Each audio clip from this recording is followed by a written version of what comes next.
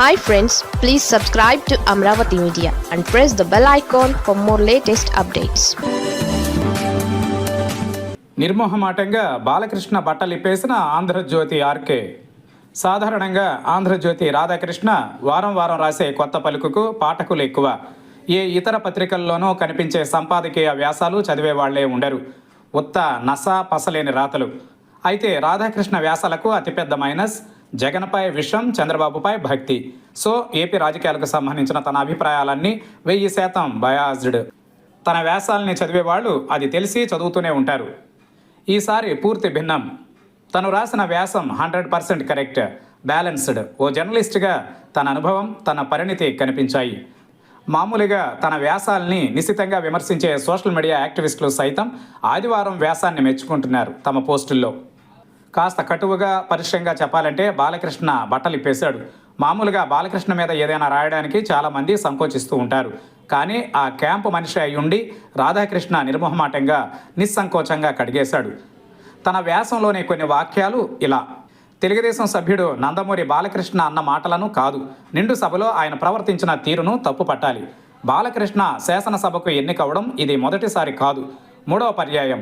సభ మర్యాదల గురించి ఆయనకు తెలియదని అనుకోగలమా? చలవ కళ్లద్దాలను తలపైకి నెట్టి 2 జేబులలో చేతులు పెట్టుకుని ఆయన మాట్లాడడం సభా మర్యాదలను ఉల్లంఘించడమే. నిండు సభలో సహచర సభ్యుడిని సైకోగాడు అనడం, కళ్ళజోడును తలపైకి నెట్టుకొని జేబుల్లో చేతులు పెట్టుకుని మాట్లాడడం ఖచ్చితంగా అభ్యంతరకరమే. బాలకృష్ణకు సందర్భ శుద్ధి తక్కువని పలువురు అభిప్రాయపడుతూ ఉంటారు. ఆయన ఎప్పుడు ఏం మాట్లాడతారో ఊహించడం కష్టం. ఆయన వ్యాఖ్యలు తన అభిమానులకు నచ్చవచ్చు కానీ ఇతరులకు ఎందుకు నచ్చుతాయి? శాసనసభలో తాను సైకోగాడు అన్న జగన్ రెడ్డి ఒకప్పుడు కడప జిల్లా బాలకృష్ణ అభిమాన సంఘ అధ్యక్షుడు అన్న విషయం బాలకృష్ణ మర్చిపోయారేమో తెలియదు. మాట తూలే ముందు సంయమనం పాటిస్తే బాలకృష్ణకే గౌరవం పెరుగుతుంది. శాసనసభలో ఏకవచనంతో ఎవరినీ సంబోధించకూడదు. అది తెలుసో లేదో తెలియదు కానీ బాలకృష్ణ వాడు వీడు అన్న పదాలను వాడారు. ఇది తప్పు అని ముఖ్యమంత్రి చంద్రబాబు లేదా స్పీకర్ అయ్యన్న పాత్రుడైన బాలకృష్ణకు చెప్పాలి. నటుడిగా బాలకృష్ణ వ్యవహార శైలి వల్ల లాభమైనా నష్టమైనా ఆయన మాత్రమే అనుభవిస్తారు. శాసనసభ్యుడిగా ఉన్నంతకాలం నా ఇష్టం అంటే కుదరదు. సభా సాంప్రదాయాలకు, విలువలకు ఆయన కట్టుబడి ఉండాల్సిందే. హవ్వా నవ్విపోదురుగాక.